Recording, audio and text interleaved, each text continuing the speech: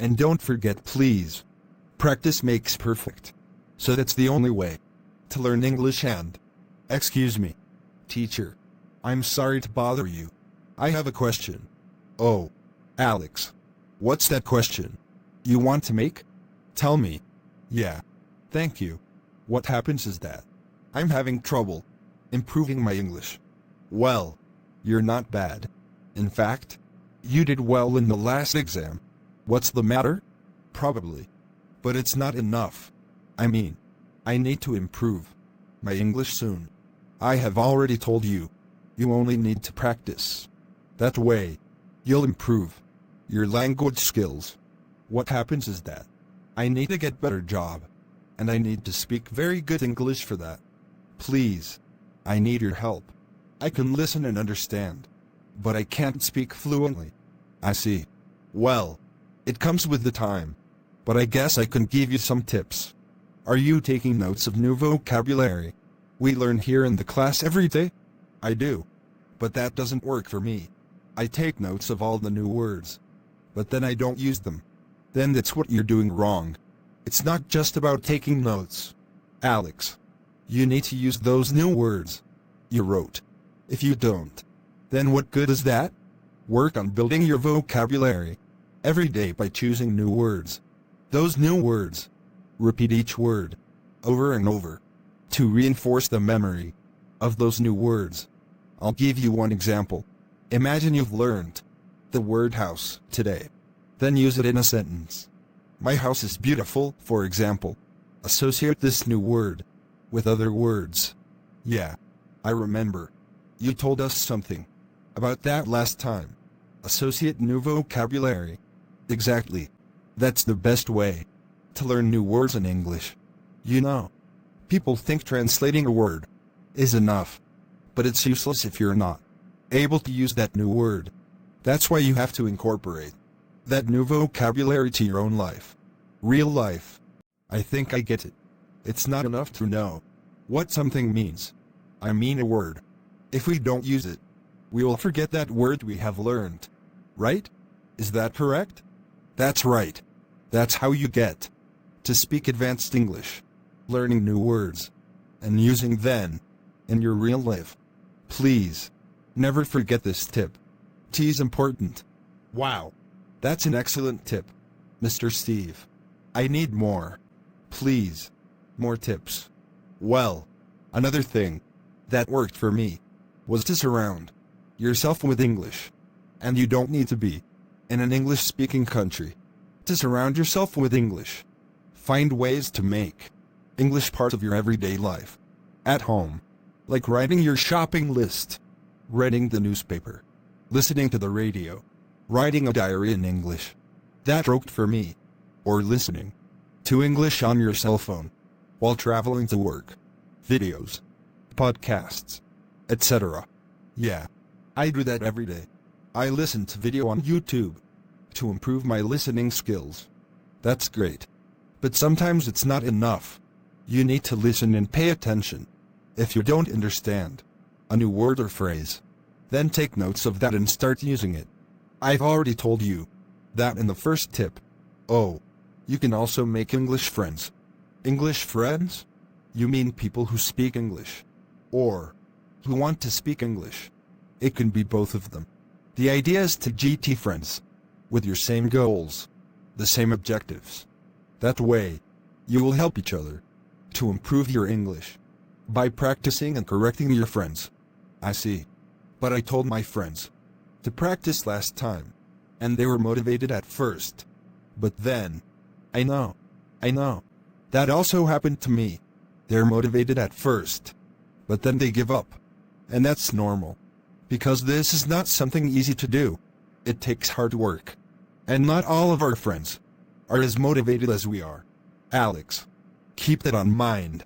Oh, before I forget it, motivation is something good.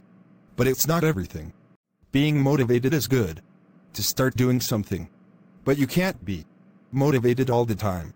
And when there's lack of motivation, you will need something really important. Discipline. Discipline? I am disciplined. I always do my homework and project on time. Yeah. But that's because if you don't do Tom, you will probably get a bad score. Right? Being disciplined is to commit to yourself. Do what you have to do, even if you don't want to. Oh, I think I get it. I have a question. Is it really necessary to read books in English? Read everything you can get hands on. Classic literature, paperbacks, newspapers, websites, emails, your social media feed, cereal boxes. If it's in English, read it. Why? Well, this content will be dull, of juicy new vocabulary, as well as a fair amount you already know. This helps you improve quickly as re-exposure to learned vocabulary gives you new examples in context. It's not necessary you read boring books about culture, history, drama, if you don't like them. But read whatever you want to read in English, even if it's comic book or whatever. Excellent. I was worried about that. Ha ha ha. I don't like reading books. Oh, also, find fun ways to learn new words. That helps a lot.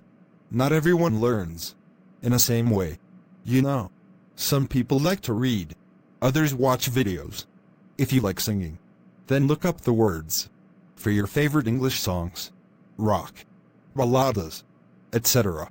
Or if you remember what you see, write new words on post-it notes and stick them up around your house. Make funny example sentences or draw little pictures next to new vocabulary to help you remember it. I like that idea. And well, I like listening to music too. I can also do that. But remember, making it fun doesn't mean it's not serious. You have to be disciplined. Anyway, I get it. And teacher, one question. How often should I study or practice? I mean, I study English every day. But somebody told me that's not good. So, how often? It all depends on you. Look, you've been teaching English for more than 15 years. So, let me tell you something Levi learned. The important thing is how much can you handle? Some people get stressed very easily, while others can handle hard work and pressure normally. So if you can practice all day, that's perfect. The more you practice, the better and quicker you will learn. So, don't listen to those people who tell you that you just need 1 hour a day, 1 day a week. It can probably work, but you'll many years to speak English. That's silly. If you want to accelerate your learning, then you need to add more hours to your practice. But also be realistic. Learning a language takes time. You can't make it in just a week or a month. Yes, I know that, but I am determined to learn and dominate this beautiful language. Sorry, teacher. There are many things that these experts say in the teaching of English. I'd like to know more about that. For example, can I use a dictionary translator? My last teacher told me not to use it because we're learning English, and it's forbidden. That doesn't make sense. In order to learn new words, you need to know what it means first. But there are ways to use a dictionary or translator. We can make another video about those things. If our subscribers want a video about myths, about learning English, and more tips, they can let us know by commenting this video. Now, I have to go. I have another class. Oh, sure. Thank you very much for your help, teacher. I really appreciate it. I hope you liked this conversation. If you could improve your English a little more, please subscribe to the channel and share this video with a friend.